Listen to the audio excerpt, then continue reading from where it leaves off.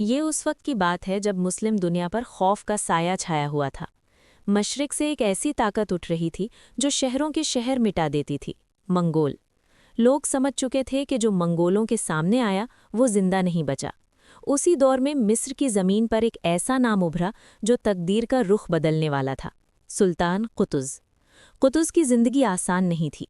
बचपन में ही उसने अपना घर, अपनी पहचान और अपनी आज़ादी खो दी। कैद, दर्द और बेइज्जती उसकी जिंदगी का हिस्सा बन चुकी थी। लेकिन इन सब के बावजूद उसका हौसला नहीं टूटा।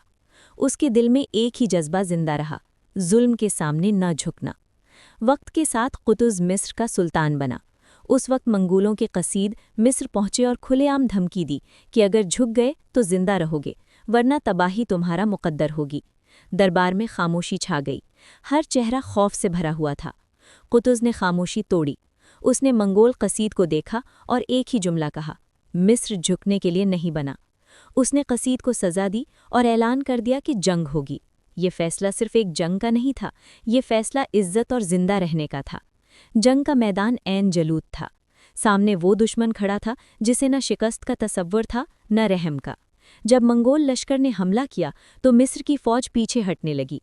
कुछ लम्हों के लिए लगा कि शायद तारीख फिर से दोहराई जा रही है। उसी लम्हे सुल्तान कुतुज़ ने अपना हेलमेट उतारा, घोड़े पर खड़े होकर बुलंद आवाज में कहा, या इस्लामा। ये एक नारा नहीं था, ये सदियों की नींद से उठती हुई ताकत थी। फौज रुक गई।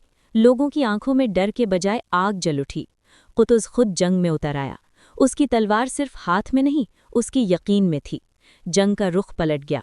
मंगोल जो कभी नहीं हारा थे, पहली बार पीछे हटने लगे। शाम ढलने से पहले ऐन जलूद पर मिस्र का परचम लहरा रहा था। ये सिर्फ एक जंग नहीं जीती गई थी, ये खौफ की दीवार टूट चुकी थी। दुनिया ने पहली बार देखा कि मंगोल भी हार सकते हैं। और इस हार के पीछे जो नाम था वो था सुल्तान कुतुज़। जंग के बाद कुतुज़ ने न कोई फ़ख्र की बात की, न अपने लिए महल बनवाए। उसके लिए सबसे बड़ी जीत ये थी कि उम्मत का सर ऊंचा हो गया था। वो जानता था कि असल सुल्तान वो होता है जो अपनी जान से ज़्यादा अपनी कौम की इज्जत को अहमियत दे।